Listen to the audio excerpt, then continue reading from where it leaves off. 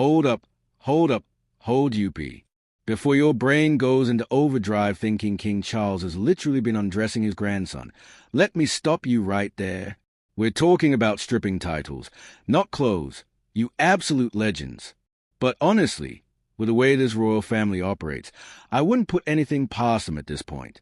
Welcome back to Royal Pancakes, where we serve up the juiciest royal drama hotter than a London summer that never actually happens. So here's a tea that's been brewing stronger than your nan's morning cuppa. Prince Harry is allegedly feeling pretty gutted about recent developments involving his son Prince Archie. And when I say gutted, I mean more devastated than someone discovering their local Greggs has run out of sausage rolls at lunchtime. But what's really going on behind those palace walls? Buckle up, because this story has more twists than a pretzel factory. Right. So picture this. You're Prince Harry, living your best life in sunny California, probably sipping green smoothies and doing yoga with celebrities, when suddenly the British press decide to stir the pot harder than Gordon Ramsay having a meltdown.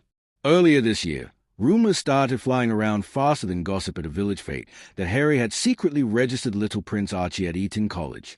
Yes, that Eton, the school where posh boys go to learn how to look down on people while wearing ridiculous uniforms that cost more than most people's cars. Now, for those of you who don't know, Eton College is basically the Rolls-Royce of British education. If Rolls-Royce was a school that taught you how to speak with a plum in your mouth and network your way into running the country. It's where both Harry and William went, and let's just say their experiences were as different as night and day. William probably thrived like a fish in water, while Harry, well, let's just say he had what we might diplomatically call mixed feelings about the whole affair. But here's where it gets juicy. Apparently, an old-school friend of Harry started spreading this rumor like butter on warm toast, claiming that despite everything, Harry had gone ahead and put Archie's name down for his old school. The friend even suggested that Harry had come to appreciate the good memory from Eton, which honestly sounds like someone trying to convince themselves that root canal surgery wasn't that bad because at least their teeth are clean now. But wait, plot twist incoming faster than a royal protocol U-turn.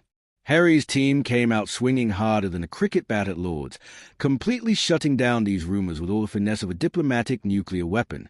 Through a statement that was probably crafted more carefully than the crown jewels, they declared, "I can confirm that Prince Harry has not registered Archie for Eton, and the Duke has no plans to send his son to Eton."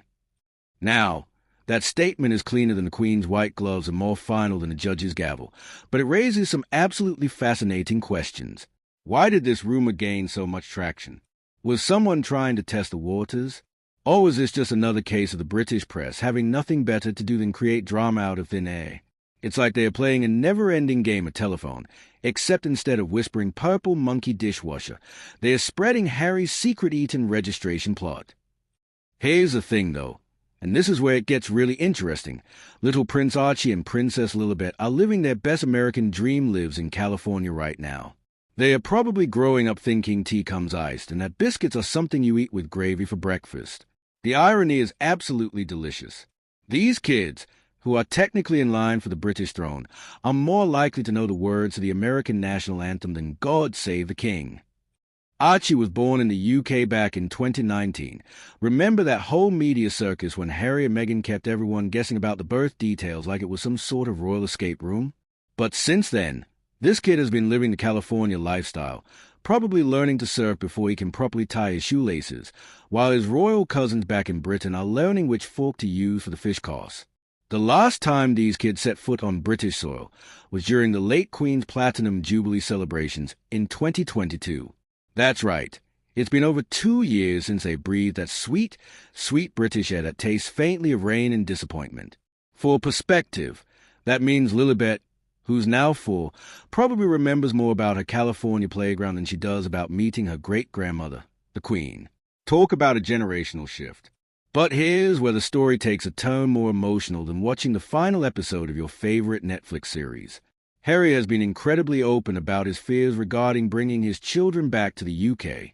And honestly, can you blame the guy? He's been through more media scrutiny than a contestant on Love Island. Except instead of worrying about who's going to couple up with whom, he's dealing with actual security threats and family feuds that make Game of Thrones look like a children's bedtime story. The man has basically admitted that bringing his kids back to Britain feels about as safe as swimming with sharks while wearing a meat suit. Every time he considers it, He probably has flashbacks to his mother's treatment by the press, and that's a trauma that runs deeper than the London Underground. It's not just paranoia when people are literally documenting your every move and turning your grocery shopping into front-page news. But plot twist number 2 is coming in hot. After Harry's recent solo visit to the UK, and by solo, I mean without his wife and kids, not performing a musical number, something seems to have shifted. In a recent interview with The Guardian, Harry revealed something that probably made royal watchers' ears perk up faster than a corgi hearing the treat bag rustling. He said, "This week has definitely brought that closer," referring to the possibility of bringing his children back to the UK. Now, what exactly happened during that visit that changed his mind? Did he have some sort of royal epiphany? Did someone slip him a particularly good cup of tea? Or maybe he realized that his kids deserve to know where they come from, even if that place comes with more baggage than Heathrow Airport during the summer holidays. Whatever it was, it sounds like Harry might be warming up to the idea of letting his little ones experience their British heritage. But here's where King Charles enters the chat, and boy, does he know how to make an entrance. The title of our video mentions Charles stripping off Prince Archie, and while we've established is not literally removing the child's clothing like some sort of royal undressing service, the implications are far more serious. We're talking about the potential removal or withholding of titles, privileges, and perhaps most importantly, that sense of belonging that comes with being part of the royal family. Charles, bless his environmentally conscious heart, is trying to streamline the monarchy faster than you can say organic vegetables. His vision of a slimmed-down royal family means fewer working royals, fewer titles being handed out like party favors, and unfortunately for Harry's kids, potentially fewer opportunities to be part of the royal inner circle. It's like being uninvited to the family Christmas dinner, except the family happens to rule a country and own several palaces. The sadness that Harry must feel about this situation is probably more complex than a Christopher Nolan film. On one hand, he wanted to protect his children from the royal circus, but on the other hand, he's watching them potentially lose their connection to a heritage that goes back over 1,000 years. It's the ultimate catch-22, damned if you do, damned if you don't, and definitely damned if you're a spare living in exile. So where does this leave us, dear royal watchers?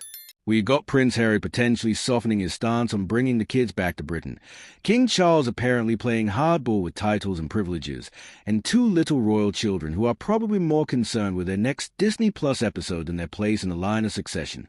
It's like watching a very expensive, very public family therapy session play out across multiple continents. The reality is that Archie and Lilibet are growing up in a world that's completely different from the one their father knew. They are not going to have the same relationship with Britain, the monarchy, or even their extended family that previous generations have had. They are essentially cultural ambassadors without portfolio, royal by birth, American by choice, and caught in the middle of a family feud that makes the Hatfields and McCoys look like a minor disagreement over who left the toilet seat up. Will Harry eventually send Archie to Eton? Probably not, if his team statement is anything to go by. Will the kids ever have a proper relationship with their grandfather, King Charles? That remains to be seen, and honestly depends on whether both sides can swallow their pride long enough to remember that family should come before protocol. Will they ever feel truly British? Well, that ship might have already sailed faster than a Royal Navy destroyer. And there you have it, Royal Pancakes fans, the latest chapter in the ongoing saga of Harry, his family, and the institution that just can't seem to let him go, even when he's trying to let it go.